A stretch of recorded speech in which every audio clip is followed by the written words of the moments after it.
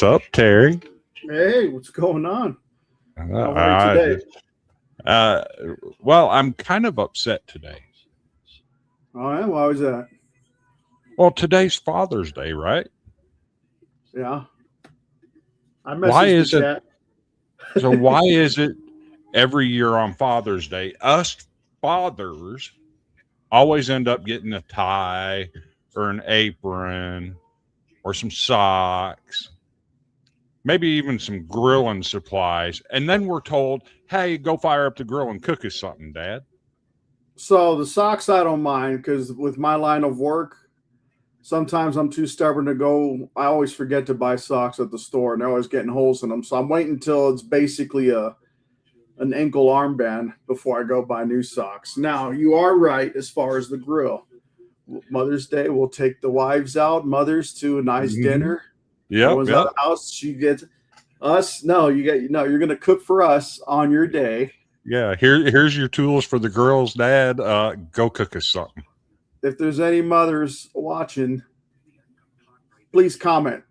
We want to hear the excuses as to why. So I subscribe to a Ron Slay theory that Mm-hmm. someday men are going to get an entire month for Father's Day.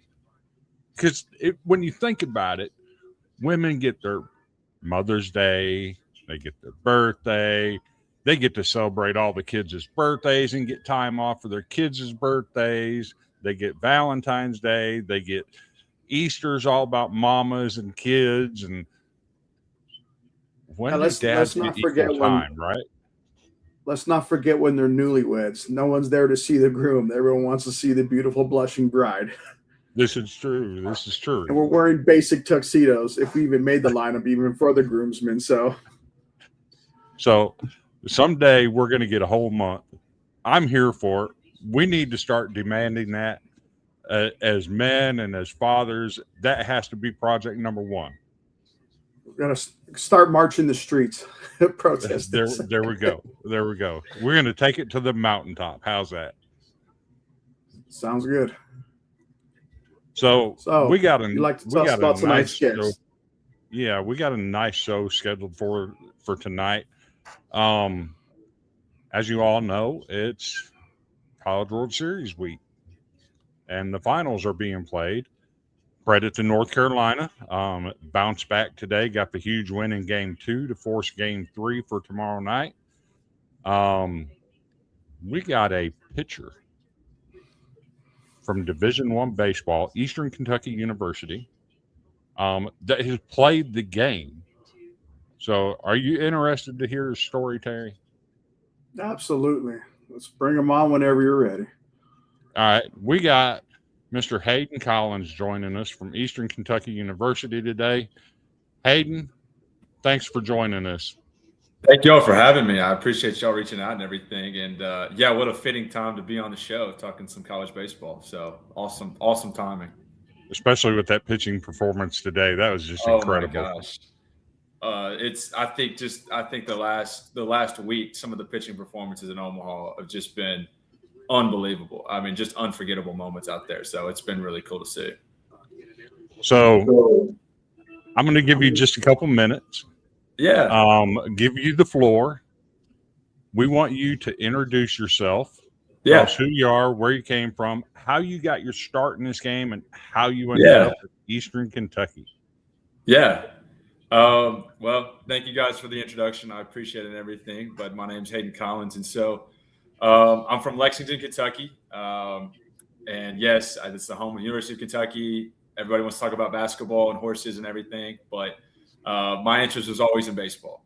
My nose was always in baseball. My mind was always in baseball. Like I grew up obsessed with baseball. There's a big part of that was the Lexington Legends. We're a single A team back in the early 2000s here in Lexington. And there was a lot of great players came through the Astros organization, actually, was affiliated with the Astros. So like, I remember like Jose Altuve, guys like that were like some really big, talented, big name players came through. So I grew up going to Legends games. And so that's really where my love for baseball started.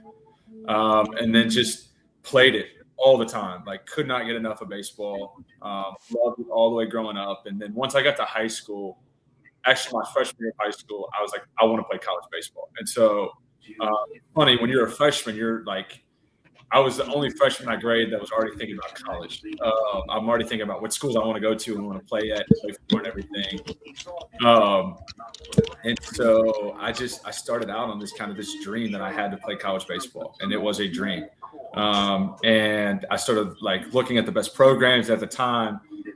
This was 2018, 2019. So Vanderbilt was the premier program. I think everybody that knew anything about college baseball wanted to go play at Vandy. So for me, I was like, oh, that would be such an awesome opportunity. So I started following them close, as well as a lot of SEC and big time schools. And so throughout high school, I was a good baseball player. I was always a good baseball player growing up, but I was kind of a little bit undersized physically. I was tall, I had the right height, but I was just very skinny as a baseball player. So in terms of recruiting, it was kind of difficult. I didn't really have much of a recruiting process. And then COVID hindered most of that in 2020. I was 16. So your 16U summer as a baseball player is a really big time to get recruited, to get looked at. It's kind of when coaches start to evaluate high schoolers. It's kind of that first year that they can actually get out and see you a little bit. And there was no coaches could get out and scout.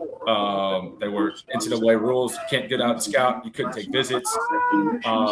So it was very difficult. So everything kind of was done on Twitter pretty much, recruiting wise, for me. I ended up my senior year, I had 3 opportunities to go play college baseball. I was still betting on myself, still wanted to go play Division I baseball. That was my dream. And I had an opportunity to go to Southwest Tennessee Community College, which is, funny enough, is in Memphis, Tennessee, about 7 hours away from Lexington. I spent my whole life in Lexington.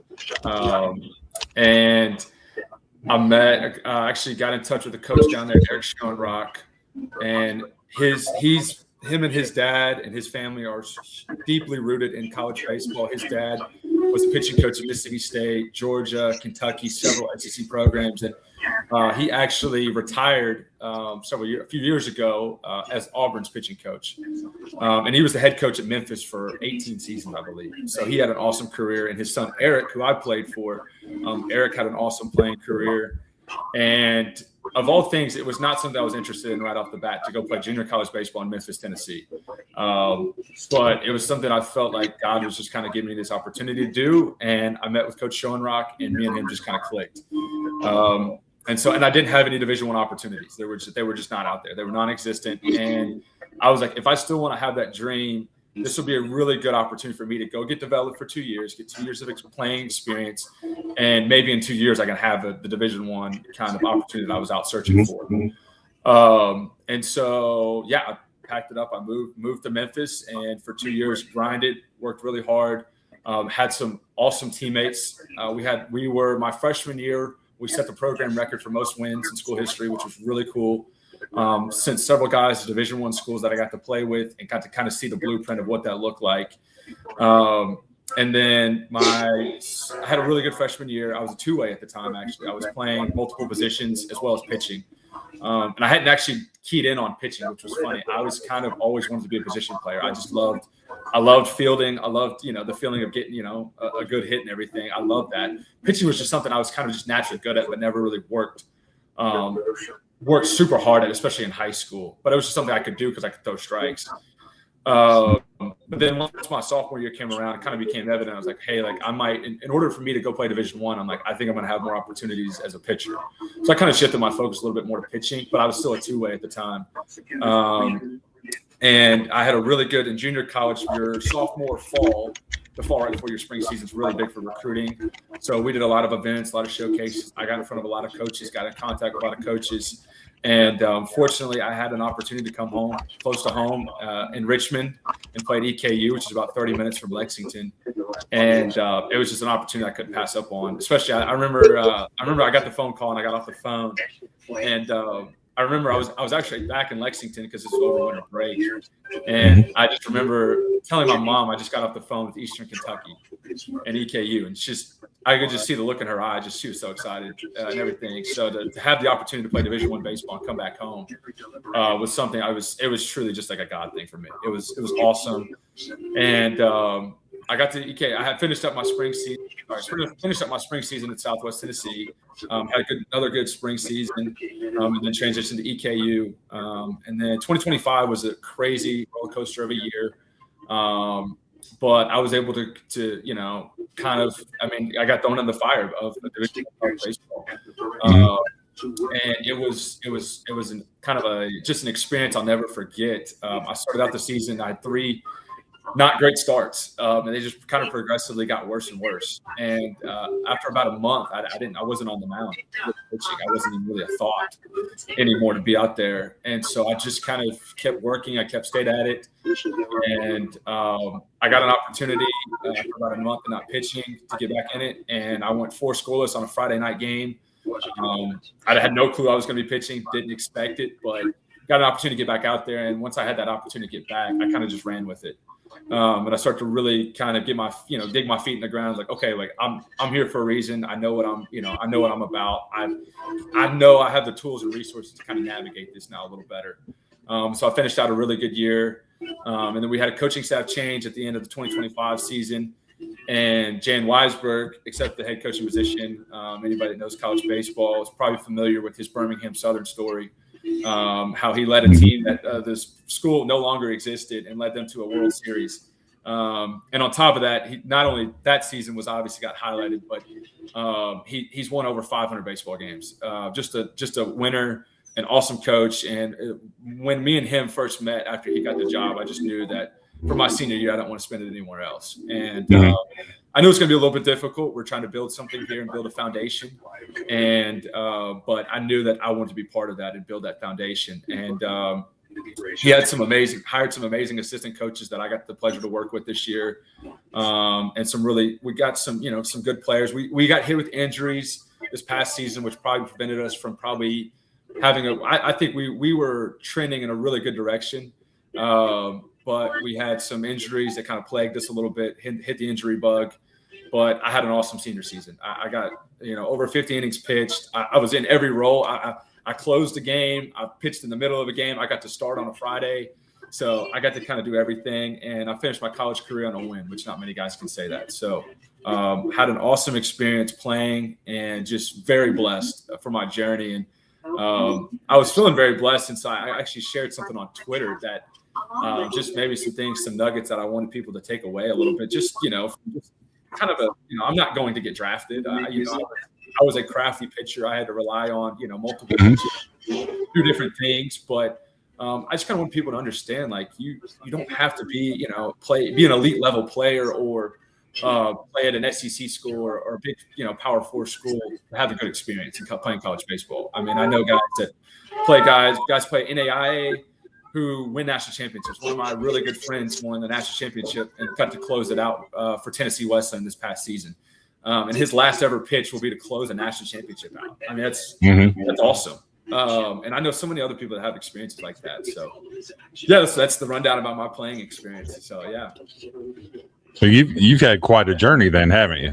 I have had quite the journey. And it's funny, I kind of joke, but, going down to Memphis, moving out of Kentucky, moving to about 7 hours to a big city that I didn't know anybody in. I did all of that for 2 years just to come back 30 minutes to home. So it was really a cool story because where I'm at in Richmond, I'm literally 30 minutes from the house I grew up in. So my parents got to be a part of, all those games and got to travel down all the time. It was one of those things like, hey, look, I got nothing going on. We can go get dinner tonight, right? And not many college kids, especially college baseball players, have experience, but to be able to play close to home, but also live out my dreams of playing Division I baseball. I mean, I couldn't ask for a better experience. So you mentioned going to Memphis and playing at Southwestern. We actually have a friend of the show. He's a personal acquaintance and friend of the show for me. Coach Ham up at Roan State. Oh yeah, He's been on with us several times.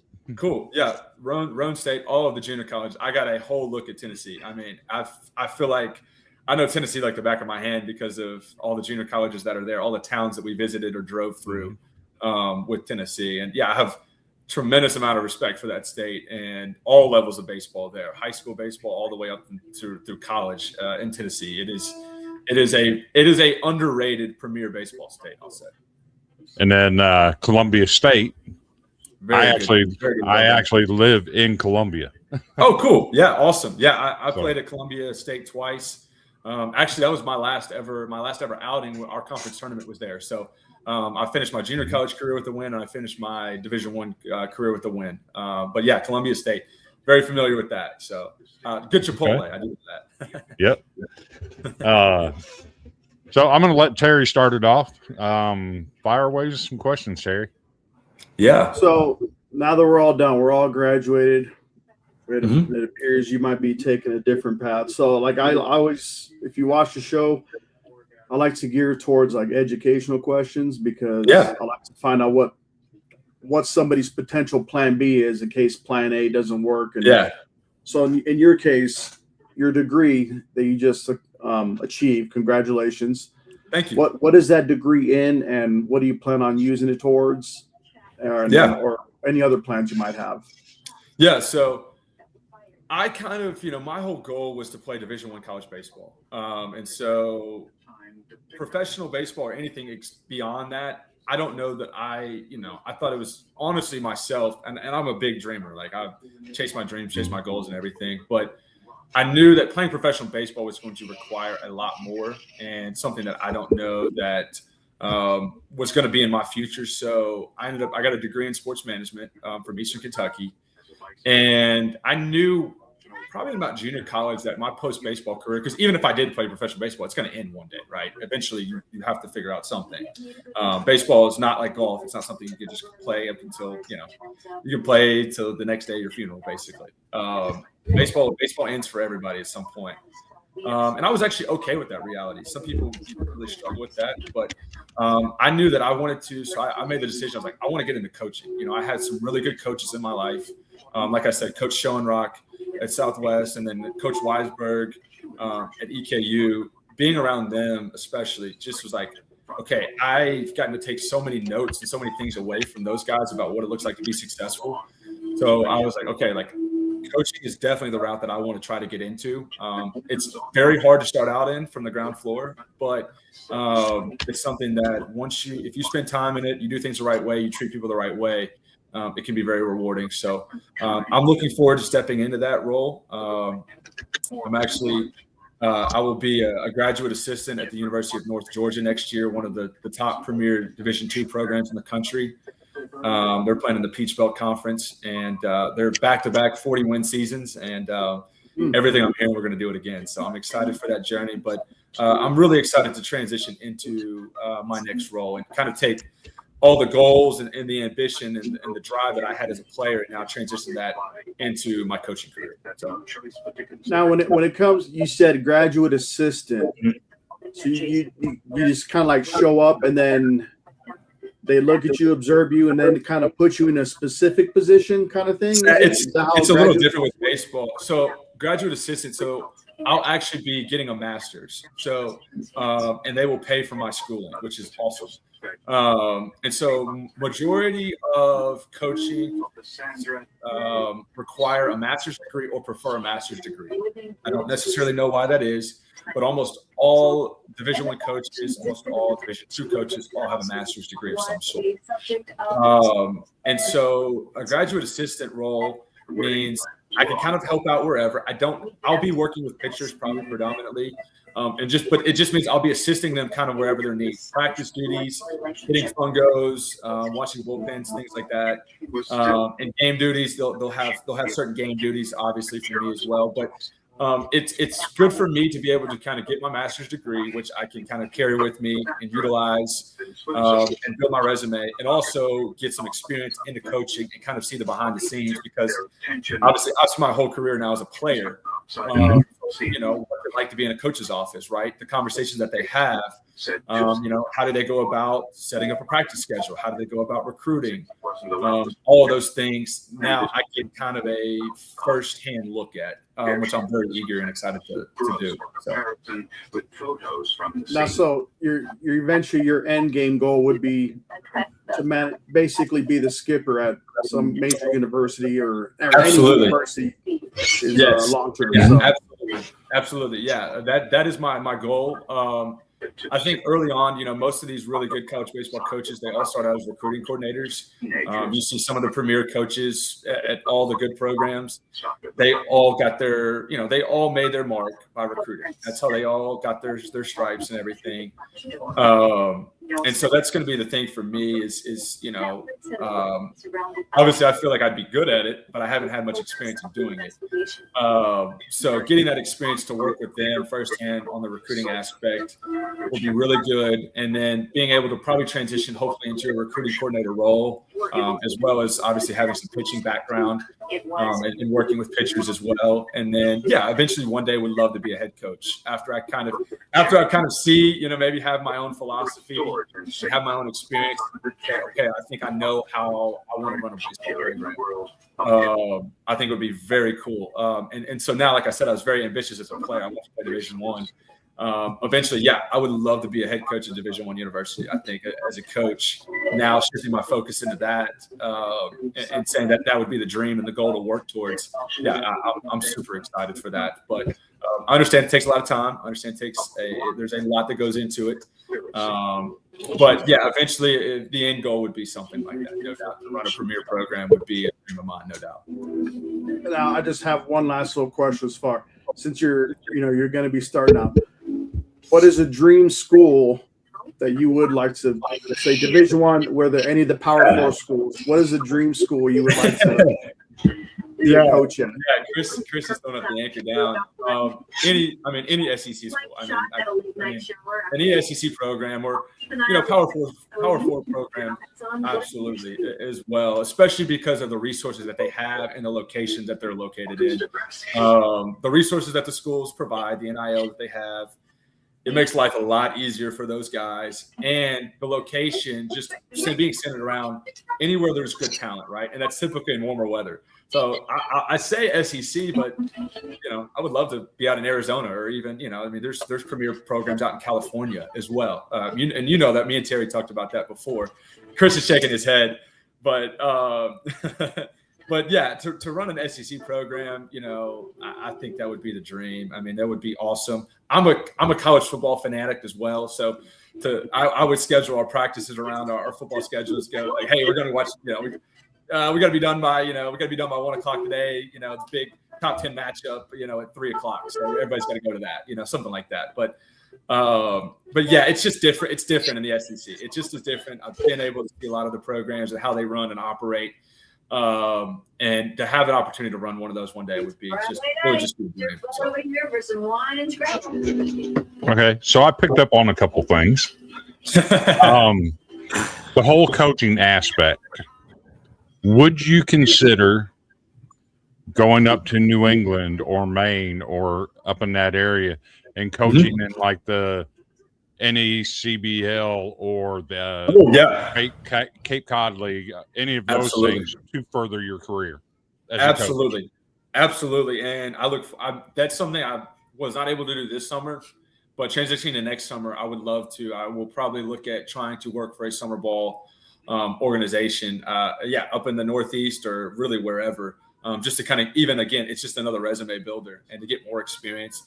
And I think anybody that knows anything about the baseball world, it's about building a network, and it's not necessarily about what you know, it's about who you know. And that goes with anything in life, to be completely honest with you. But especially the baseball world. I mean, I've sat in rooms with people I've never met. They don't know anything about me. And we could sit there for 5 minutes. And if they're in the baseball world, we can start naming names that we know and mutual connections and stuff. And that's a good thing and a bad thing, right? If you're not respected and you don't treat people the right way, those things can come back to haunt you as well. So it's very important in the baseball community to, make sure that you're respectable and you just treat people the right way. But getting back, sorry, I got off topic a little bit, but getting back to your question. That's something I definitely in the future am looking into, definitely getting into coaching any CBL, Cape League is awesome. The talent up there is ridiculous. Anything like that would be awesome to get kind of that coaching experience. So, what about a military academy? Any of the top military academy? Yeah. Well, I mean, look at the Air Force right now. I mean, what the Air Force is doing. I mean, my goodness. I mean, Paul Skeen's coming from the Air Force Academy. I just saw actually Air Force's shortstop just committed to Tennessee. So Air Force seems to be doing really well. I think because they have they're West Coast, so they're able to kind of tap into California. Mm-hmm.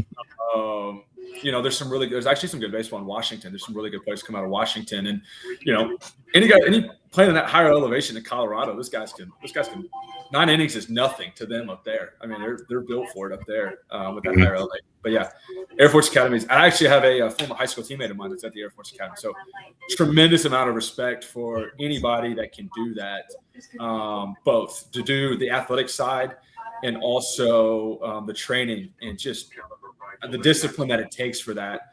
I think, and that's why, I kind of go both ways on why some of those guys hit the transfer portal and everything. I understand it.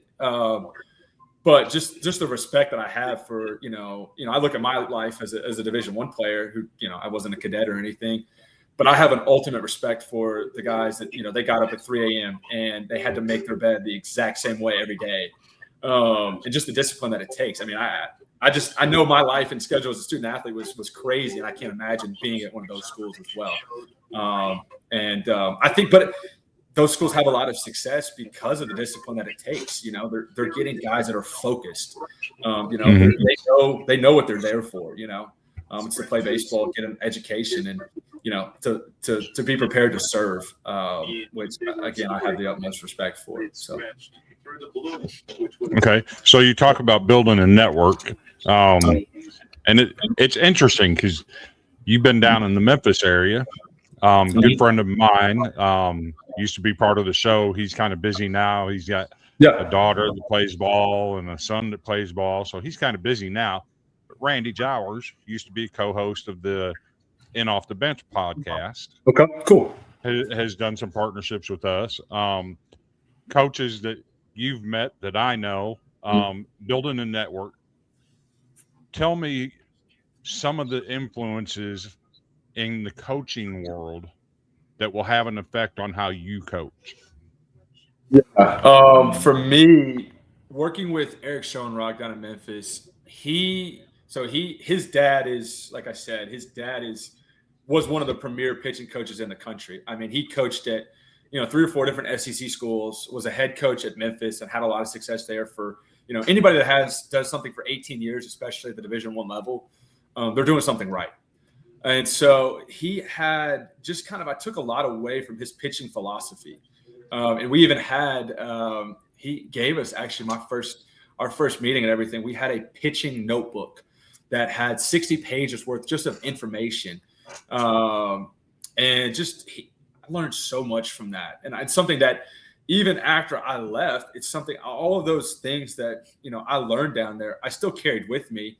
And even when, maybe I'd maybe I'd have a bad outing or maybe have a couple bad outings at Division I, I'd be like, okay, let's get back to the basics here, get back to those foundations that I learned at Southwest and everything. But he's such a relatable person, like very personable. And the biggest takeaways from him and my junior college experience was, if you're a coach, if you're organized and you can communicate well, I mean, that's 2 out of 3 major things you need to be successful at, in my opinion. Coaches that are extremely organized, either with its practice schedules or just maybe their scheduling as a whole, organized recruiting, they keep their locker rooms organized, they keep their program organized and well run. That's half of it. And then when they can communicate at a high level, he was awesome about it. It's like, hey, me and him could have conversations all the time. And it wasn't more so of like, a boss or like I'm superior. It was more so like, no, let's work this out. Like if it's like, I remember he was like, okay, I need you to be a hitter, but like, I know we're going to rely on you on the mound and things. And so we just had this awesome open form of communication where ended up midway through the season, we were like, he's like, I think I need you to be a starter. on the mound because I was more so of a reliever and pitching kind of on the back end of games. And so just the communication, I was like, that's, wow, that's what makes him really good at what he does. And on top of that, I'd never been to Memphis or anything like that. I'm coming from Lexington. So his ability to recruit me was, when I went down there and saw, he had things printed out, pieces of paper printed out for me. And that just, I don't know. It's just like, wow, this guy took the time to print things out, to put things on paper, to show it what it looks like. And like, that guy's organized. And it was just like having a super normal conversation, So I took that away from him. And then this past season, taking away from Coach Weisberg is just simplifying the game of baseball. His big quote and his big thing is it's very black and white. And so if we had, little goals within the games that if we accomplished, almost, I would say 95% of the time we won those games. If we didn't accomplish those things, we lost. It was very simple. Because I think it's very easy to overcomplicate baseball. It just is, especially now with what you're saying with all these data and analytics. There's people ask me what some of these stat numbers do, and I'm like, I have no idea. I've never even heard of that stat. I don't even know what that is. I have no idea what that is. Like someone was asking me, like, what's their WAR plus? I'm like, I've never even heard of that. I couldn't even tell you. But I think people, nowadays, especially we have more access to data than ever. And Coach Weisberg's been successful because he understands the game's very simple, right? One team is going to do something better than the other team, pretty much. Basically, is what it comes down to win a baseball game. And so just taking that down, I love kind of how Coach Schoenrock facilitated practices. We had what we called our fundamental drill series, which was you had a set of 10 drills. It was 5 minutes, and it was one of the most efficient things I've ever been a part of. It was just, we did it probably 4 to 5 times a week in the fall, preparing for games, preparing for our spring season. And it was just, we had it like clockwork every time. But it was such an amazing way to get players reps. Nobody was standing still. Everybody was getting reps. It was awesome. And then, so I got to work with Coach Logan Salo. This past season was my pitching coach. He was a 6th rounder out of the University of Kentucky. Had an awesome career at the University of Kentucky, was their closer his senior year. I think he still holds the most single season saves record at Kentucky, if I'm not mistaken. But he's from Kentucky, had an awesome playing career at UK, was in the Dodgers organization, got drafted to the A's, I believe, and then traded to the Dodgers organization. And had some injuries, and then with, kind of the minor league stuff, cutting down pro ball, ended up pro career probably got cut a little short, unfortunately. But he got into coaching. He got started went back to the University of Kentucky, got his degree, was a graduate assistant with them, and then became their pitching development guy. Helped out with them last year, and then he got a full-time pitching role with us to be, kind of coordinated how he wanted to. And he was awesome to work with. Oh my gosh, just the nuggets that I got to work with and kind of pick his brain, especially because, his playing experience, like he's throwing bullpens with like Clayton Kershaw. Like that's his spring training. Like he talks about this, he's facing Mookie Betts and live at bats, Cody Bellinger. Hall of Famers, guys that have won, guys that'll be, successful for, that we'll always talk about with baseball, especially being tied to that organization. So he was just a wealth of knowledge to kind of tap into. And me and him, another great relationship. It was another thing to where it was like, no, if we communicate at a high level, like, he was able to pick my brain. What was I thinking? I was able to pick his, and we made some really big in-season adjustments that really helped me thrive. So the biggest thing I would say, kind of running with that question a little bit, it's just communication, just learning how to communicate with players and understanding players are different. I'm a very open communicator. I don't mind harsh criticism. I could kind of handle tough coaching, tough love, but I understand some guys aren't, especially in this day and age. So just being able to, kind of understand who you're coaching, the type of players, the type of personality they have. But I think all of those relationships were working relationships where it wasn't more so like them telling me like, you have to do it my way or anything. It's like, no, like help me help you. Right. Like that's how coaching is. Right. A coach is only as good as his players. Let's call it, like we're seeing right now. There's been several programs, in the last couple of weeks or so, they fired their pitching coaches or fired a hitting coach as soon as the season was over. It is is a tight knit thing, right? So you have to be able to have that respect for your players, and not just see them as, oh, well, those are my players. I can tell them what to do. Obviously, there's levels to it and everything, but just being able to have that working relationship, where I've seen that and been able to work with those people, it's been extremely successful. So, okay. So I don't know if you can tell, but me and Terry both like to eat. So we're coming up to Lexington, right? Yeah. You have inherited the job as Kentucky's next head coach. You're replacing Coach Mangione. Okay. So we're going to come up to Lexington and visit with you, since we were the first podcast to have you on. Yeah. We feel a special relationship. So we're going to come watch you at the University of Kentucky in your first season. We need to know if you're going to host us at your house or if you're going to take us out to dinner. And we also need to know what's on the menu, because that's going to make a difference in what we want to do, right? Yeah, absolutely. I'm going to be honest. There's some, in terms of cooking, I could cook up a steak pretty well, but there's some really good food in Lexington that I would hate for you guys to leave town and not get. Probably, since you guys are the first podcast to host me, we're probably doing Jeff Ruby's downtown steakhouse. I don't know. Are you guys steak guys? Oh yeah. Love anything. Oh yeah, it is. Yeah, it is. Jeff Ruby's downtown is one of my favorites.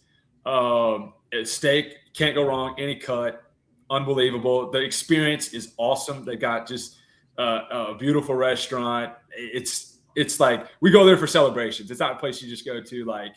It's not just casual, like, oh, let's go get dinner tonight. It's like, no, we're celebrating something. So if you guys came up, we're going Jeff Ruby's probably. Tony's in Lexington's another really great option. It's pretty much it's similar to Jeff Ruby's.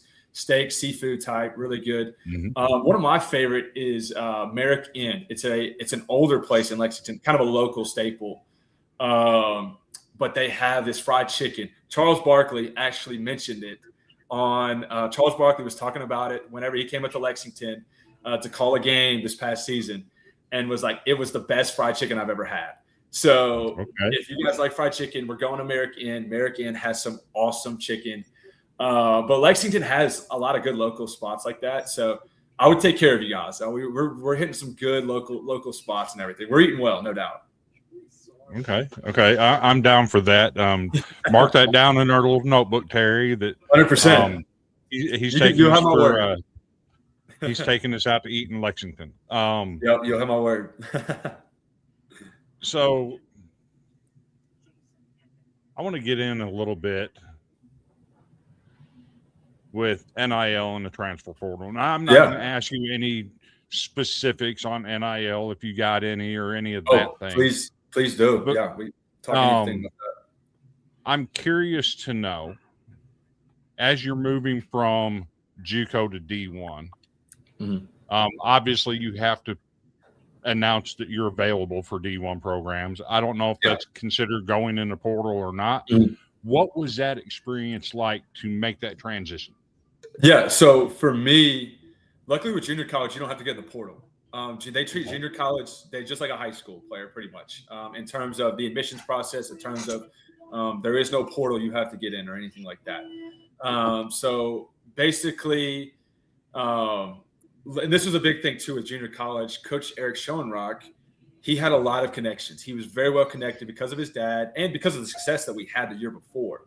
And he put us in a really good position, me and my teammates as well as he still does it, in a position to get viewed and looked at by other coaches, whether it be, we even went to Indianapolis. Indianapolis has one of the biggest junior college showcases in the country every fall. 300, 400 college coaches will go there and watch junior college games for the whole weekend. So I was fortunate enough to play in that twice, and I got a lot of schools that saw me from that, had a lot of phone calls after that and everything. So, but no, I didn't have to get in any portal. And even last year, especially with the coaching changes and kind of some uncertainty here at EKU, I was at one time, I was one of the only guys that was not in the portal. I I did not feel comfortable getting in it yet without having really good advice or some hard conversations with some people. I just did not feel the need to until I was advised to kind of do so with that. But yeah, with junior college, it was just pretty much as like a high school player. You know, they have an opportunity for you, whether it be a scholarship or a walk-on. Coming out of junior college, I had a walk-on opportunity. But with baseball, it's very different than other sports. You hear walk-on, you're like, okay, that doesn't mean you're probably going to play. Baseball, especially how it's different now with the scholarship rules, but basically, like walk-ons were very common, and walk-ons are usually contribute a lot to teams in baseball, just because the scholarship count used to be 11.7. So 11.7 for, I mean, you could have upwards to 50 guys on a team, right? So it was jacked up for years. That's now been changed and everything. So I was a walk-on player coming in, but I had some in-state coming back in-state. I had some in-state, so it made it a much more kind of affordable opportunity and everything with that. And then fortunately this past year when I met with Coach Weisberg, I was able to earn a scholarship and get a little bit of scholarship money in it as well. And, he was like, hey, you're invested in us. I'm going to invest in you. And everything. That's stuff that kind of always sticks out with me. Someone making that investment in me, I will always appreciate. But I know a lot of people. I know guys that are in the portal as we speak. They're trying to find homes. It is. I don't really. I mean, I can kind of go every which way on it. I know guys that have had good experiences with it. I know guys that have a good Division I season, mid-major, and since the season's over with, we're ready to go find that next one. They go to a school. And, it either, sometimes it works out, sometimes it doesn't. I just think there's so much uncertainty with it, and there's really no such thing as a sure thing, especially not in college baseball. It's just, it is so different what you might get. And yeah, I can kind of go anyway. Any questions you have on the portal? I didn't enter it myself. I luckily didn't have to deal with it, but I know so much. I know a lot about it because like I was telling Terry earlier, our hitting coach here at EKU I was asking how it was going. He said he's like, it's portal combat.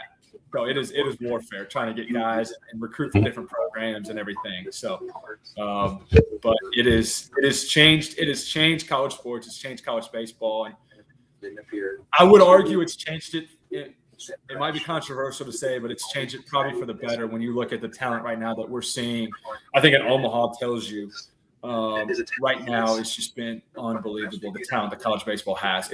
I don't know that it's ever been like it has like this before, top to bottom, just every level's filled with just the most talent we've probably ever seen. So, okay, you mentioned teams in Omaha, and two of those teams that have gone a long way.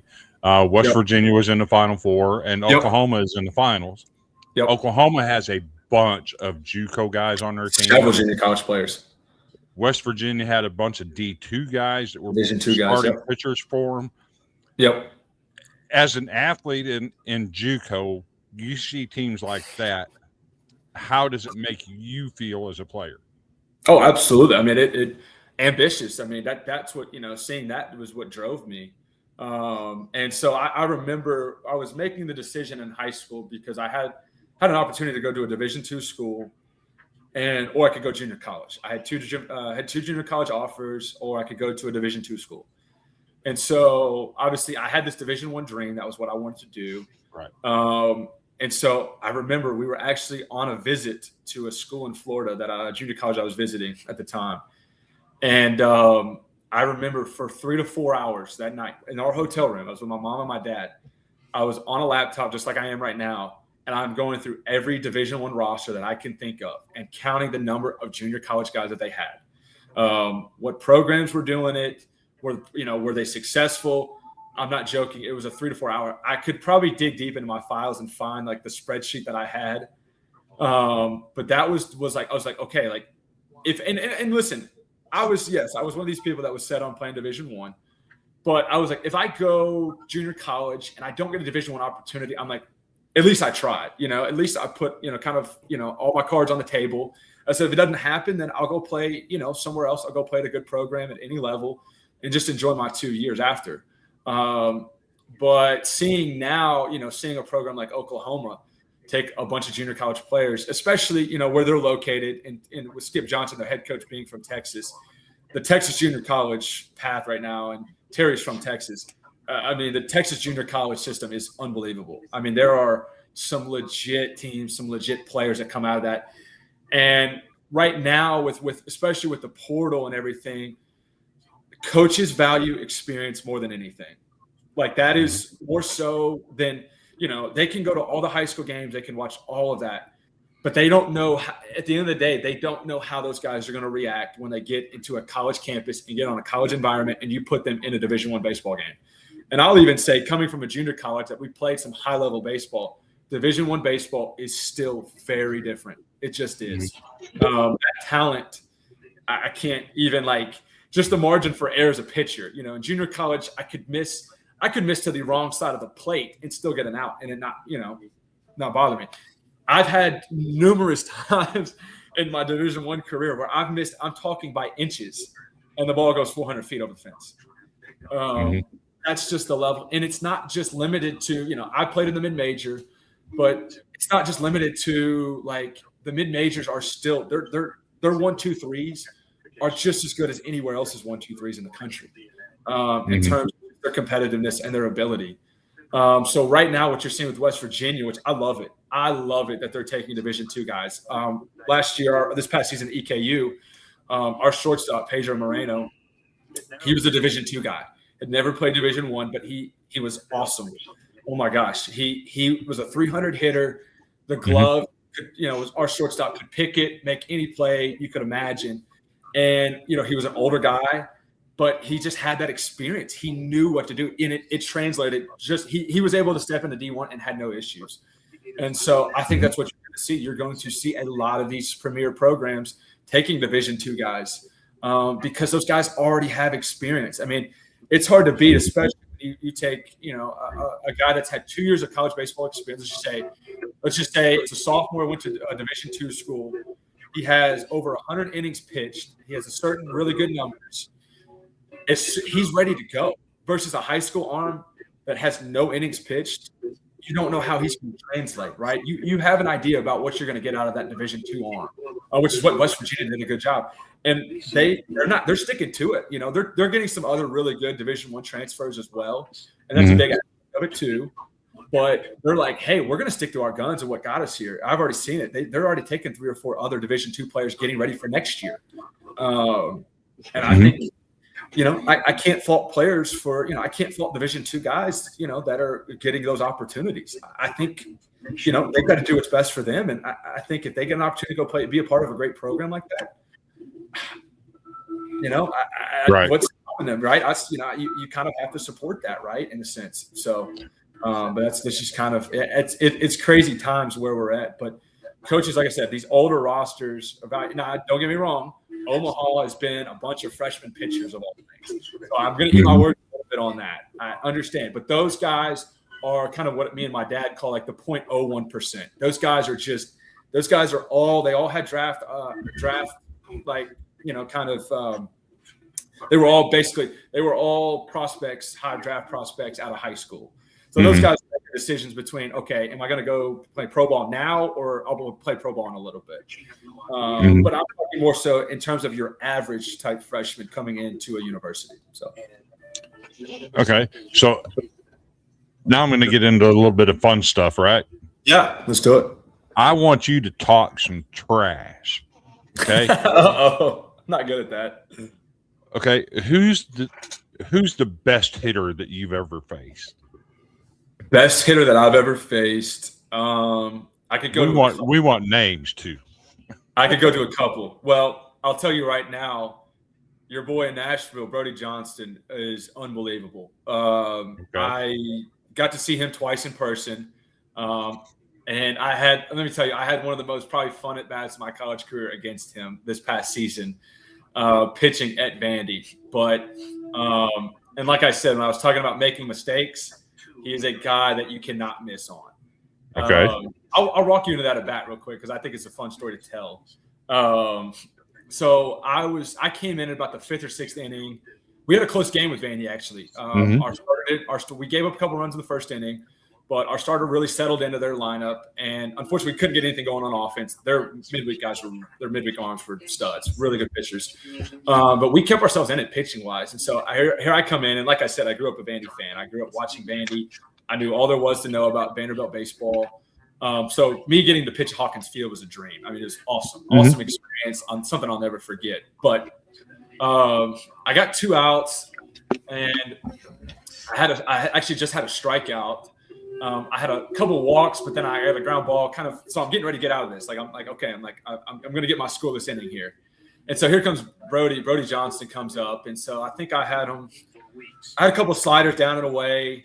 I had a swing and a miss, and I maybe had a foul off, and then I had a fastball placed really well, I think, on the outside corner. They called it a ball, but it was a ball. But I was like, that's a great pitch. It was a good take, though. So I get in my pitch I get changeup. Now I don't throw a lot of changeup, especially to power right-handed hitters. But I was like, okay, changeup. We're going to change his eyesight a little bit. We're going to do something different to him. And so it was changeup outside, low and out below the zone. And so I threw a changeup, which I had a pretty good changeup. And as soon as I released it, I'm like, that's a good pitch. I know when I'm like, that feels good at the hand. And I watched this pitch just kind of take off, and it's just kind of dying below the zone. And he gets his barrel to it. And I'm not joking. I've never heard a baseball sound like that come off somebody's bat. I'm like, oh, and it was one of those things that it wasn't packed, but there was a good amount of people, especially behind home plate there. And it's Hawkins Field. I mean, the fans are right there. Everybody's right on top of you. So I love it. And the whole crowd just goes and just stands up as soon as it's hit. And I'm like, and he already had a home run in the game.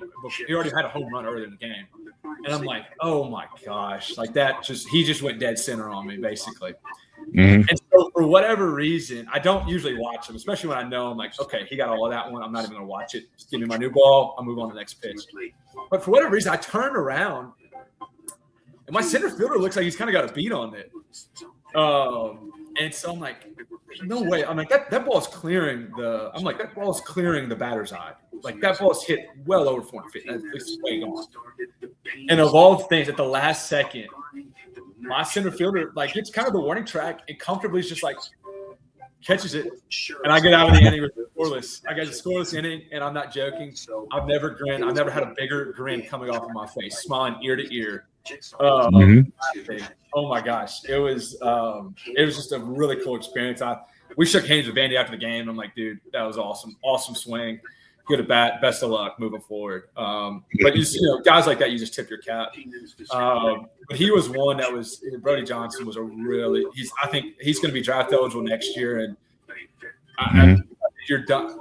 If he continues to trend the way he's trending, I think you're dumb if you're not taking him in the first round of some sort. If you're an organization, really talented player.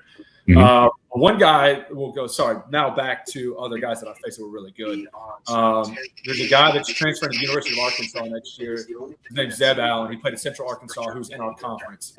He will be a guy to watch. He was a problem against us. He was a guy I just could not kind of figure out what to. I just could not figure out. He's a left-handed hitter, plays outfield. I think he had 17 home runs in the A-Sun this year. First team all A-Sun. Just a really good player. Just a really good all-around player. And he'll be a senior next year at Arkansas. I don't think he's going to get drafted, but he might. I wouldn't surprise me if he does. But really good get for Van Horn in that program because he's a guy that fits their mold perfectly. But, man, I dotted some pitches to him, and he hit a triple off the wall on me. And it was just like one of those guys. It's just sometimes you just sit there and just tip your cap. It's like, wow. And then, there were several other really good players. Lipscomb, actually, who made it to a regional. Their 4-hole hitter. I threw him 2 changeups that were balls. I mean, way off the plate, way down and off the plate. And he was able to get the pull side to him. And so I don't know about him if he has any eligibility left. But he's one that comes to mind that was really good. And then, I've played with several guys that, they've elevated and gone to, bigger schools. Like, I didn't pitch against Dayton last year, but their third baseman was Georgia's 3-hole this year. So there's things like that you watch and everything. I got to pitch versus Louisville this year. Haig Davis, the ACC Player of the Year. I did not pitch versus him, but let me tell you, I don't want to say he got robbed for the Golden Spikes, but Jackson at Georgia put up some ridiculous numbers too. But what Tate Davis did at Louisville was unbelievable. He hit 34 runs, and they did not have a postseason run. I mean, he might have hit 40 if they would have had a postseason run this year. It was that type of just his ability to just, hit anything. I mean, it was like this guy's. He could be down 0-2, and take a ball at his eyes and hit it out. I mean, it's just that type of level. It's just like there's levels to it. You just those guys are gonna have long. Those guys have been playing this game for a long time. But it was awesome. I loved competing against those guys, and I never backed down or shot away from it. I got to pitch versus Ole Miss too. Judge Udemark was a bat that comes to mind as well. He's the Ole Miss home runs leader, and I did not have a good outing at Ole Miss. I walked a couple of times. This is actually for the earlier outings I was talking about of the 2025 season. I did strike him out, so he had an awesome career. Mad respect to him, but he was a kind of a bigger name that I did get a K on, so I always thought that was kind of cool. But playing against those teams, playing at those places was still an awesome experience. So let's flip that around. Name the pitcher that you enjoyed hitting off of the most. So EKU, I didn't hit at EKU, but hitting at the junior college level. I'll tell you a great story here. This is a funny story. So I played at Southwest Tennessee, and so Walter State is one of the premier junior colleges in the country in Morristown. They have an awesome program, rich tradition. Ben Joyce, guy that's playing for the Angels right now, throws 100 plus. He played at Walter State. Several other guys. I think I just saw they had another guy that just got called up in the Diamondbacks organization. But they send guys to numerous Power Fours. Just a really good program. So they're kind of known as like, okay, that's the team to beat in the Tennessee Junior College Conference and everything. So this is my freshman year. I was my junior college coach. He's like, they're going to bring in this lefty. He just transferred in from the University of Tennessee, and he was a bounce back from Tennessee. So like, be ready to hit this lefty. Like, I think it's a good matchup for you. Because I was in and out of the lineup. I would start some games as a hitter, start some games as a pitcher, like kind of do a little bit of everything my freshman year. But I wasn't an everyday lineup hitter. I was more so like, I'll come in, I play one game on the weekend, that type. And so all week I'd been training to hit this left-handed pitcher. Like, I was left-handed fastballs like all week. I was ready to go. And so in game 2 of that series, we're up in Morristown, and so it's a big windy day, and it's not a big ballpark. So it's like everybody's like, okay, like trying to hit home runs. Like it's a power day. And so sure enough, the left-hander comes in the game. And this is actually funny. I'm telling you a story. The left-hander comes in the game, and so I get the coach like, hey, lefty's in, you're in the game. So I'm ready. And so first pitch, a guy throws me an ambush heater that I've been working on all week. I was ready to go, and I hit a 3-run home run on that. And so it was my first college home run that actually went out the park and everything. So really cool experience. Around the bases, like feeling pretty good about myself. Like, okay, like yeah, like I'm about it, right, and everything, feeling good. And so I didn't really think a whole lot about that until I got to Eastern Kentucky. And so we're in the weight room. We're getting ready to work out. It's our first week. So I'm new. Like I'm a transfer. So like I don't, I'm kind of, I'm meeting. There's a bunch of guys that transferred in. So I'm meeting them. I'm meeting guys who are already on the team, things like that. And so this guy walks up to me. And was like, what's up? My name's Brad or whatever. I'm like, oh, cool. What's up? I'm Hayden. He's like, I think you hit a home run off me. And I'm like, where'd you play it? He's like, I played at Walters. I'm like, yeah, I did. Sure enough, I did. And so we ended up becoming, that's one of my really good friends. But I love to remind everybody about that. Now, obviously, my hitting days were over once I got to EKU. But I love to tell that story and be like, I took you deep, man. Like, you got nothing. You can't beat me. I'm right. Whatever. I can always hold that over him. You have to, right? Awesome. Yeah, and that he came from Tennessee and you're a Vandy fan. It makes it all the better, right? Exactly. 100%. Yeah, 100%. Yeah, that one. Yeah, it was hilarious. So we'll bring that up all the time. And if he sees this, I'll probably get a text later about this, being like, I can't believe you brought that up, but I love to do it anytime I get. I would show our coaches even like this. I'm like, here's me hitting off Brad. Here's me getting a home run off Brad. So anytime, and a couple times, some of the locker room guys are being like, it's kind of this, okay, the pitchers aren't athletes. Pitchers, they're not good enough to be hitters or whatever. I'm like, I'll show you the footage. I'll show you the film. Back in my junior college days, I was Right. pretty good. I'll poke my chest out there. I'll throw my name in that hat. So. Go to some of these comments real quick over here. Got a friend of the show, Jody Robinson. Says, Chris, again, your pick of North Carolina, spot on. How about UNC today? This is the first time I don't know who this is. Anyone know? I have no idea. Oh, well, welcome, Madeline. Thank you for tuning in. And Jody Robinson, he had the Bulldogs. A lot of people did. This is a good friend of mine. So, Shirai Ryu. Hello, everybody. Good, can't complain. Watch your podcast. Thanks for tuning in, everybody. So, I'm kind of an old school guy, right? I don't particularly care about numbers. Mm-hmm. Okay, so you got ERA, you got strikeouts per 9, you got strikeout to walk ratio, you got hits per 9, you got walks per 9, all of these different numbers that people use in analytics. Yeah. For you as a pitcher, what's your number one concern? Is it strikes per 9? Is it just throwing strikes? What is your number one priority as a pitcher? The biggest thing is strike throwing ability and being able to command pitches in the zone.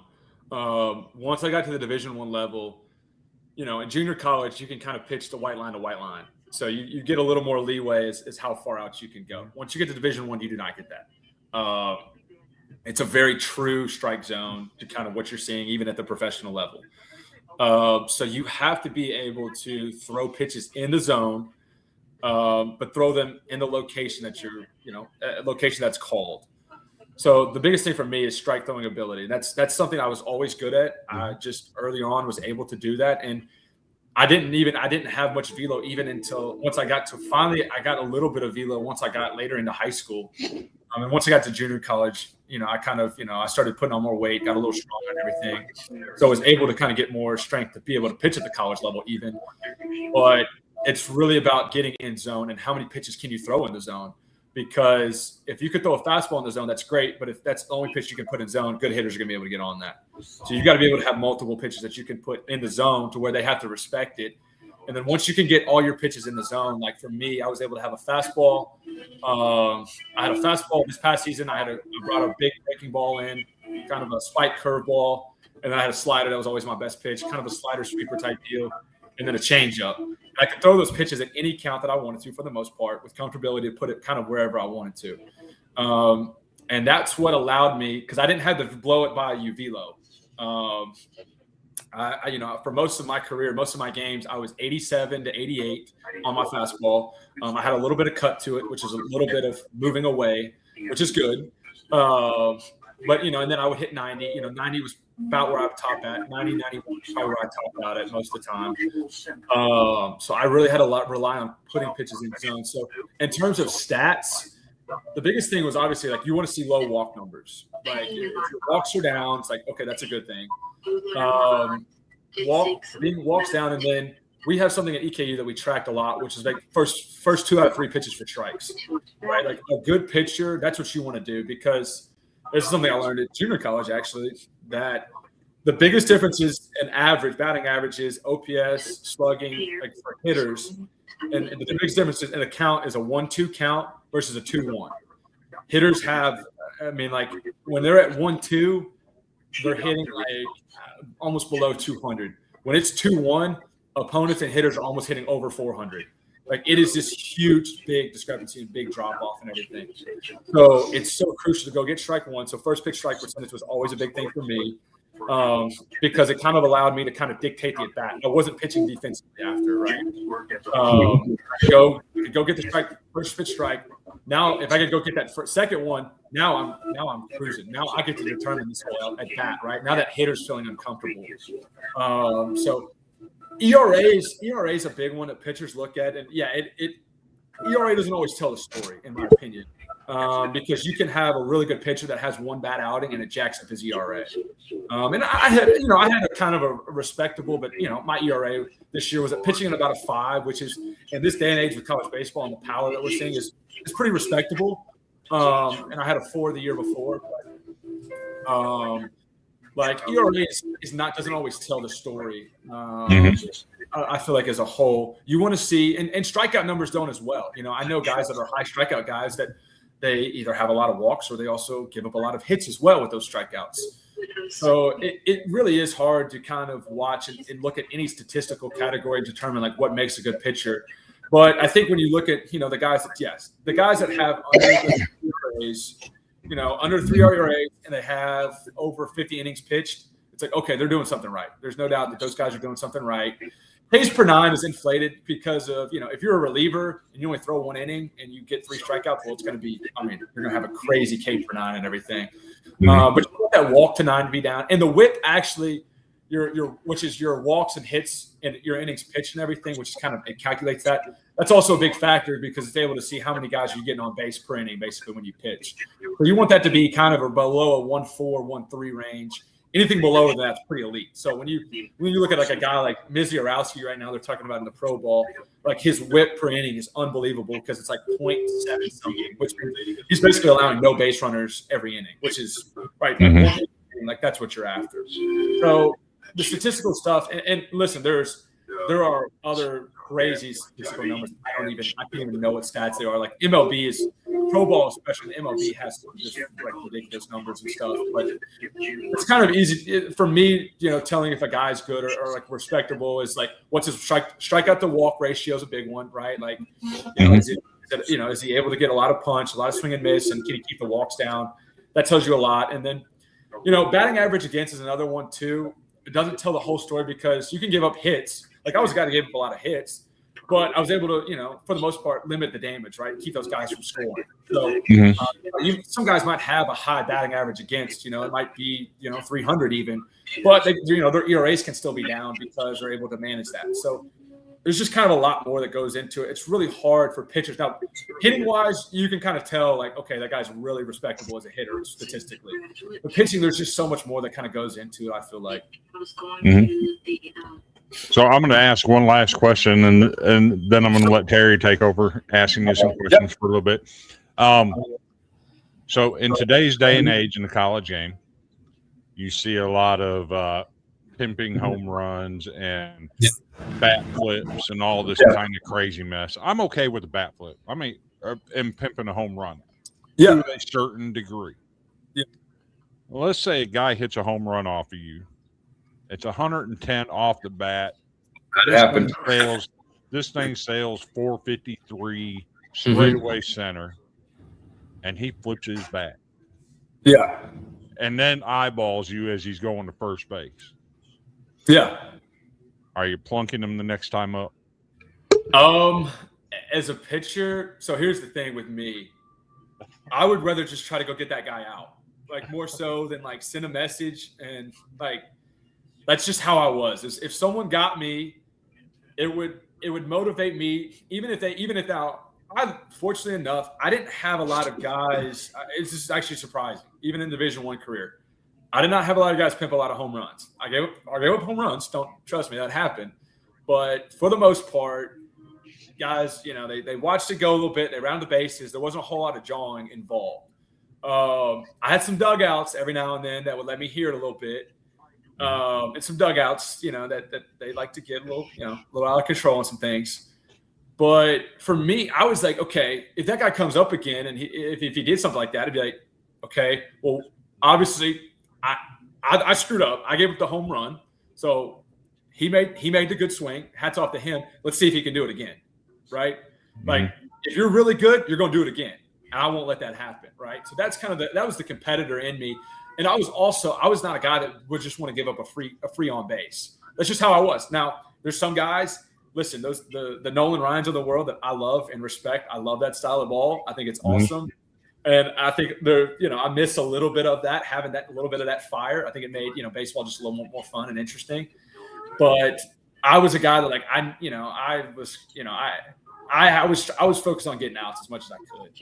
So I didn't take it too personal. If something like that were to happen, I was just more so focused. Okay, what happened? What went wrong? What pitch did I make? All right, I got to go execute this pitch. I'm going to attack him differently, and I'm going to go strike him out. And maybe if I strike him out, I might shut him down a little bit next outing or next time I see him or something like that. But that's about it. I just baseball will bite you too many times. If I ever had to poke out my chest, man, it bit me just about every time. So I learned my lesson the hard way a couple of times doing that. So I had to be really careful. All right, fire away, Terry. Ask him some questions. So I'm gonna dig in a little more of the personal side right now. Yeah. The obviously, if you become a coach, you're gonna realize that there's gonna be a lot more scheduling. You're not gonna have as much personal time. But for you as a player right now, let's say in between seasons, during the off seasons, you want to just give your mind a break and everything. Yeah. What is some kind of hobby or something you like to do that's just not baseball related? You just want to get away from the game for a little bit. Yeah. Not think about it. Just to kind of, I guess you say, replenish your, love for the game and whatnot. Well, I'm fortunate enough to be in Kentucky where there's a lot of things to do outdoors and everything. So I like to hunt and I like to fish. I grew up doing that with me and my dad. We have some farmland and stuff. So, and also shout out Father's Day, all the fathers out there, you too and everything. Happy Father's Day. But grew up hunting and fishing and just being outdoors and everything. Like I was always, it's just kind of how I was when I wasn't on a ball field. We were out doing something like that. So for me, I enjoy just the peace and kind of the calmness that comes with doing those things. Just being by myself outdoors. So whether it's sitting in the deer stand for a few hours on a cold November day or something like that, I love it. Or just getting out on the creek with my dad. We'll go fishing or we'll go, find a pond or something, anything like that. Those are probably what I'm doing. I'm also I'm a sports guy too though. So I have no trouble with especially in the fall, when we would have, inter squad and stuff, as soon as I'm done with that, I'm going home watching college football.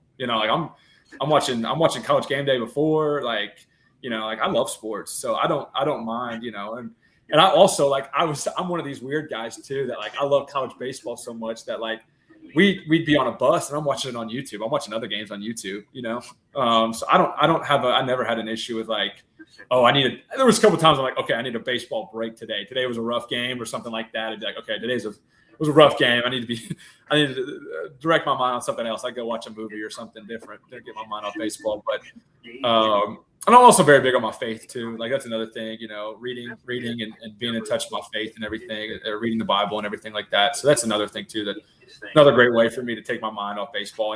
And trust me, there are days, where it just, oh my gosh, I've had so many times where baseball has consumed me or become my everything. And trust me, I always say baseball is not a good religion to follow. It is just not. It will. Oh my gosh, it'll tear you to pieces. It is just not. It is not a good religion to follow. So I don't recommend anybody put it above. Make it their everything. It's good to have goals. It's good to love it, and I have a very healthy love for the game. And it's taken me a while to get to where I have that appreciation for the game. And that's just kind of come with age and maturity and everything. But but when it comes to spending, off time, and I work out too. Now it's weird being, not getting ready, preparing for a season to just go to the gym and be okay, I can do whatever I want today, right? Not being told, have a strength coach in your ear about what to do and everything, which is, I'm kind of learning. I'm kind of enjoying that part. So now I'm gonna do something I don't normally do, so I'm gonna steal a page out of Chris's book. So you talked about consumption, bad days eating away at you and everything. Oh yeah. Let's just say you had a really bad outing on the mound and you got lit up something you've never experienced before. Nothing went right. Yeah. And you just feel like the smallest person in the world at that point in time. And absolutely. Unfortunately, the game did not end up in your guys' favor because nobody could recover and you felt like it was all your fault. And you're probably second guessing yourself. So let's say that long bus ride home, or even if it's a home game, whatever, you're by yourself, or you want to talk to somebody. Yeah. Whether it's your phone, whoever, roommate, who's the one person that you would want to talk to kind of, I guess, give you that jump start, remotivate you, realize, hey, this is just one game. It's not always going to be like this. I'm laughing because I know he's laughing watching this right now. And there's probably a big grin on his face too. It's my dad. Without a doubt, it was my dad. Like I joked. I said, dude, you're like my sport. He was like my sports therapist, my agent. Like he wore so many different hats for me over the years and everything. But he didn't play baseball, so that I didn't. I was never forced on me to go play baseball, which I was fortunate enough as a kid to have a very healthy love for the game. It was not forced on me. I didn't, my parents supported me. They supported my love for baseball always, and they still do today. But his whole thing was, he would only kind of get on to me if I had a bad attitude or my effort wasn't good. He didn't really care about performance. It was like, okay, like baseball's a game of failure, right? Everybody knows that. Everybody knows you're going to have bad days and everything. But it really took me to my last year. It took me to my last year of really playing, this past season, to kind of be able to figure out the mental aspect of the game. Okay, and trust me, I had a bad game this year. Our first opening game, I gave up a home run, and we ended up losing the game. And so I had to learn to find gratitude and be grateful more so for the opportunity than the outcome. And when I was able to kind of be grateful, I was like, okay, I got to pitch on opening day this year. That's a really cool accomplishment. I'm very grateful for that opportunity. Not many people get that opportunity. And then I had some, especially talking about Coach Weisberg at EKU, he always said, it's never as good as you thought. It's never as bad as you thought, so being able to dissect things, you might have a bad outing and you might think, wow, nothing went right. Nothing went my way. But if you really go back and reflect, you might be like, okay, well, I had the right mindset though in that at bat. Maybe that guy hit a home run off me, but I tried to execute and I had the right plan. I had the right approach. Okay. That's what wins. I'm going to keep that. I'm going to keep that with me and everything. So it's being able to just understand too. Baseball's a game of progression, right? Like you have to constantly continue to learn. Nobody has it figured out, and just when you think you figured it out, it slaps you in the face, and you have days where you're like, "Oh, nope, I don't have this figured out." But the really good players have the ability, and it's all mental, to be able to just say, "Okay, what went wrong? What went right? Okay, what am I going to do about it?" Right, and move forward with that. And fortunately enough, too, you do have to have a good support system. I cannot imagine trying to figure that out on my own. Trust me, I tried, and it was, oh my gosh, anxiety, stress, all of that. I dealt with it as a player. Every player's dealt with it. Like I said, I've experienced some really highs of highs in this game, some really the lowest of lows. Trust me. But my dad was a rock behind that a little bit. Being able to talk to him after games, and he would sit there and listen to me rant for 10 or 20 minutes, and there's several times too. Like I don't know that I can do this, right?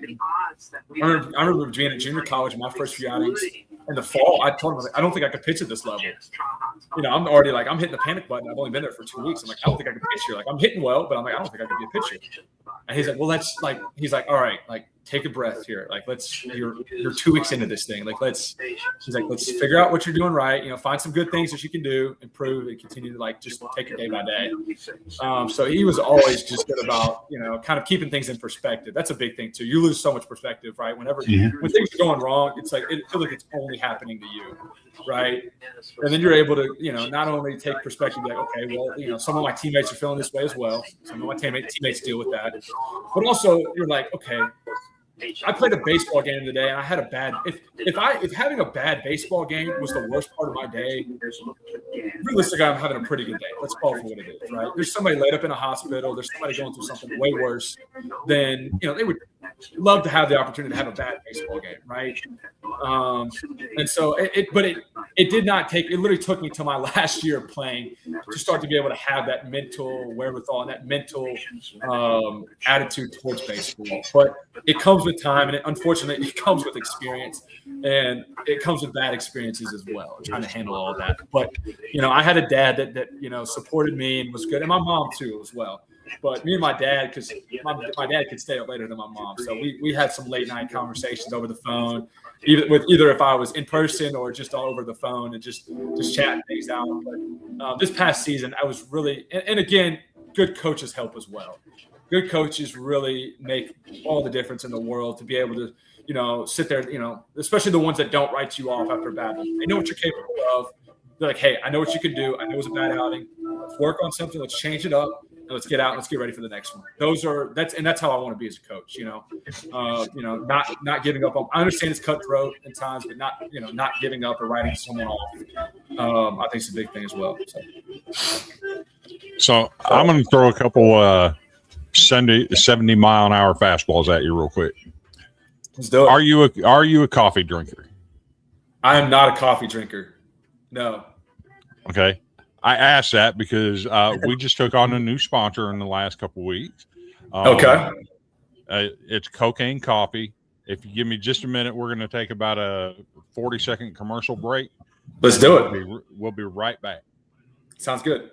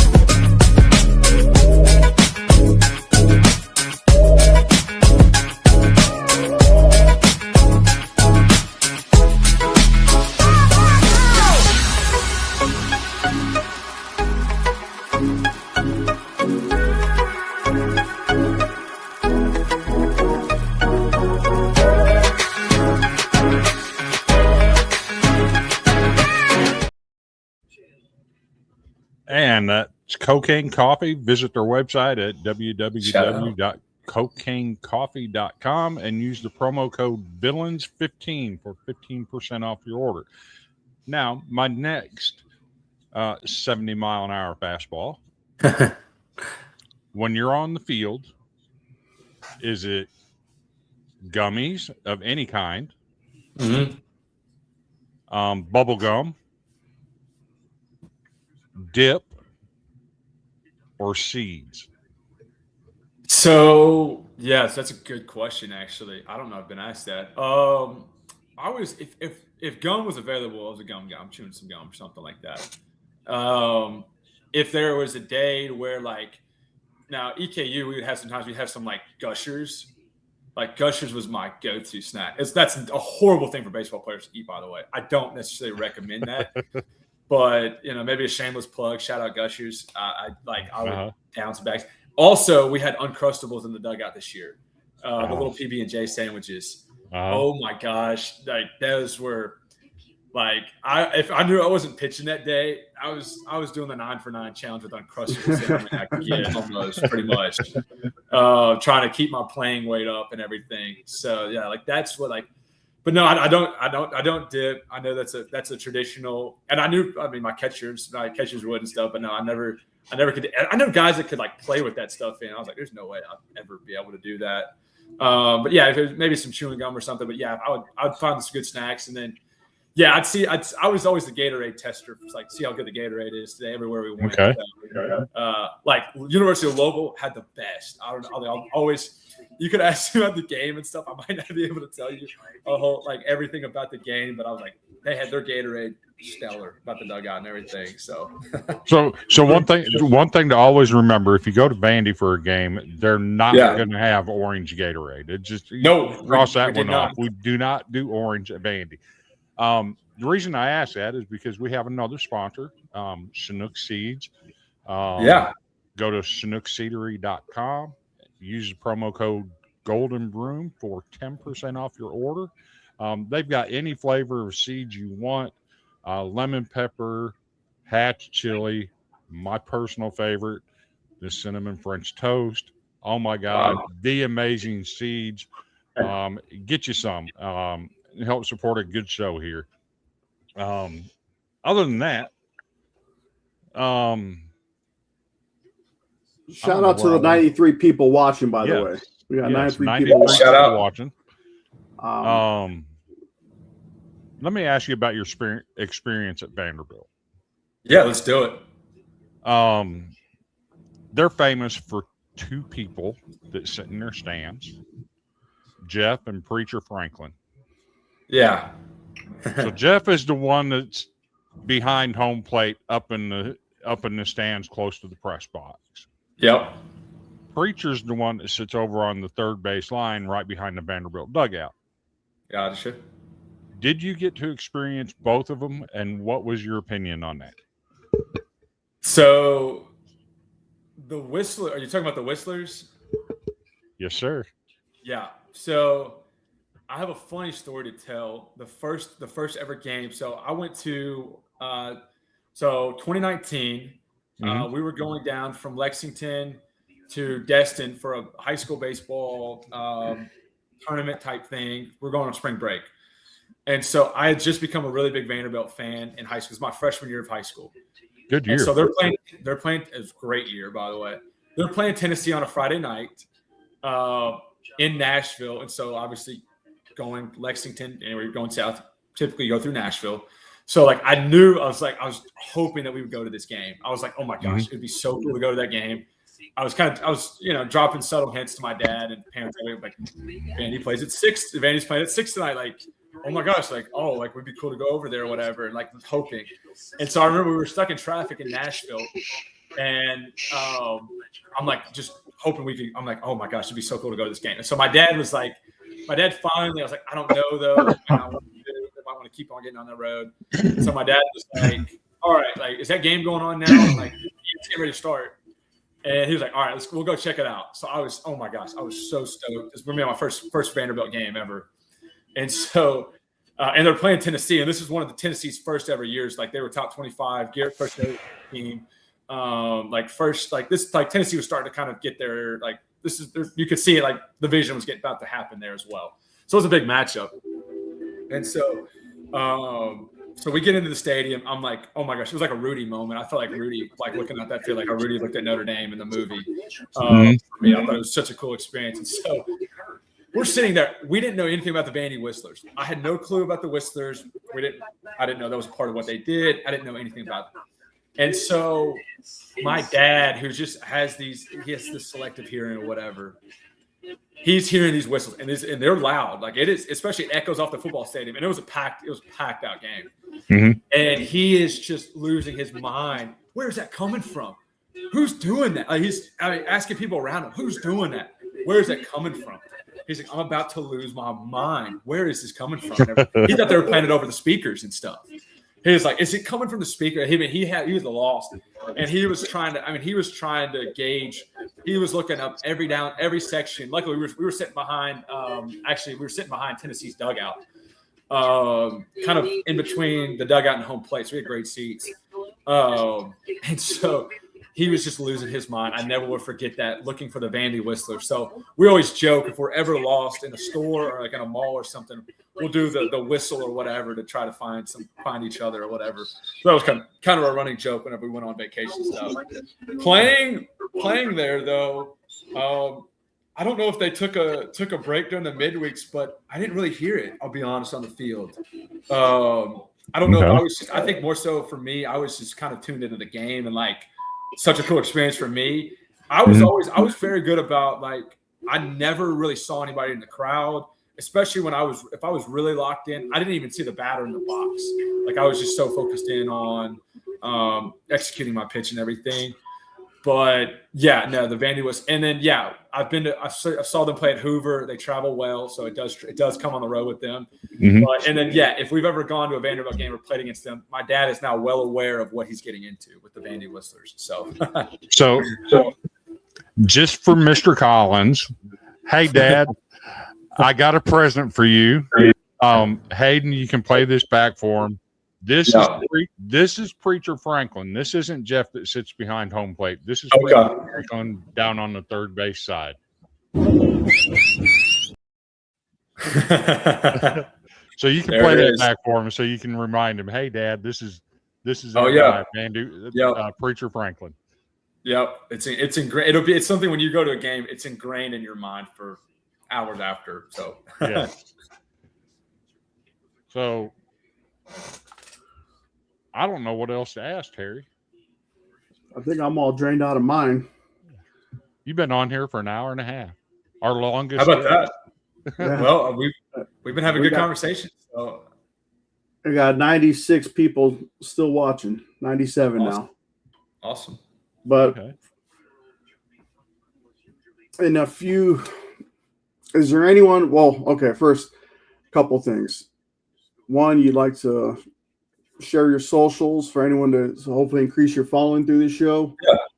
And also give a shout out to anybody before we head on. Then before you go, like we'll talk backstage. As you know, I usually have questions I'll just ask afterwards. Yeah. My socials for Twitter, it's Hayden_Collins 8 or X now. I'm so used to calling it Twitter.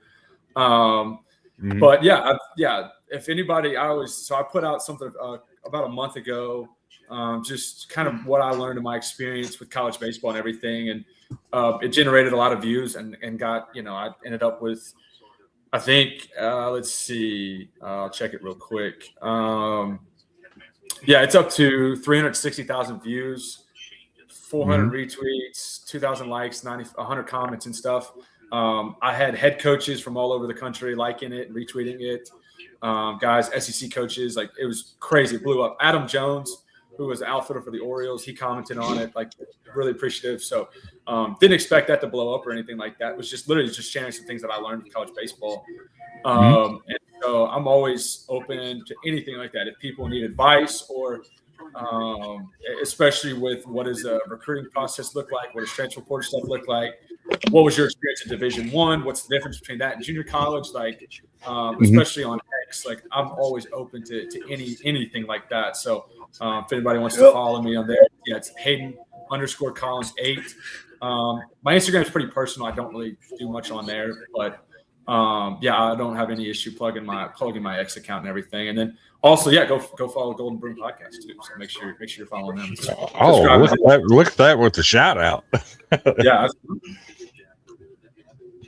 Come on now. Yeah. Where were these 101 people earlier in the show? When he's talking smack about plunking other hitters for runs, man. Yeah, we're gonna have to go back and watch that segment. No. Well, we appreciate you coming on. It's been a fun talk with you. Absolutely enjoy hearing your story and how you got to where you're at. Your future plans. Hopefully you can make it in the coaching world. Again, thank you for coming on and being willing to sit and talk with us for a little while. Definitely be following your career. Hopefully you'll be following ours. Absolutely. If we can take off somehow and hit the moon with this thing, let's do it. And that's what we want to do. We want to present a show where people tell their stories. Yeah. And that's why we try to ask leading questions for you to tell us your perspective instead of, the sugar-coated stuff, right? Yeah. It's more fun to hear your story. You've got a great one coming from Lexington, Kentucky, Richmond, Kentucky, going to Memphis, your travels, players that you've played with and against. We appreciate that so much. I want to thank you for coming on one last time. Well, thank you guys for being able to allow me to get on here and share my story and everything. It means a lot, and I appreciate that. And I understand you guys are both veterans, so I want to thank you guys for your service as well. That is far beyond anything sports-wise or anything like that. I have the utmost respect for anybody who served. So I appreciate you guys for that. And I'm excited to follow you guys as well. And I hope this thing does take off to the moon. So, all right. Without further ado, Terry, who do we have next week? 1 second, because I don't want Jody Robinson to lose sleep over this. He asked, what was your glove model? Glove model. So I was always a Wilson guy. I loved Wilson, especially when I was a position player. But EKU had to deal with Marucci. So I had just one of the Marucci standard pitching ones. I don't know. Actually, I don't have it with me right now. But I got to customize it in my junior year, and I just kept it for this year. So I didn't need a new one or anything. But, yeah, Marucci took care of us. They've got good gloves. So shout out Marucci. Ooh. The A2000. A2000 can't be. It's the best one out there. So, folks, I also want to thank you as well. Thanks for tuning in. I will announce next week we after long months and Chris knows the work I've been putting in to try to get these things lined up, I could finally say, and I hope you tune in next week too, Hayden, we finally cracked into the Power Four as far as interviews go. So we got, if all goes according to plan, which is, I'll knock on wood here. If all goes according to plan, we're going to have Coach Eddie Smith out of the University of Washington on next week. So we're excited for this one, as we're excited for every interview. And we hope this leads to, big coaches, bigger players, whatever division. I mean, I'm just happy to get an interview no matter what level. Right. And I'm still going to keep digging no matter what level. I used to be a miner at the rock quarry. Right? I'm trying to find that precious limestones that we always needed. So, but whenever we're ready to wrap up, I'll thank you guys again. See you guys next week, next Sunday, and same great time, same great place. Golden Broom Podcast. You can find us on Twitter. You can find us on YouTube, and you can find us on Facebook. We'll be back, same great time, same great place next week with Eddie Smith, the University of Washington. Happy Father's Day to all the fathers out there. Happy Father's Day to the mothers who are acting as fathers, because that goes unnoticed as well. Until next week, I'm on my way to the couch.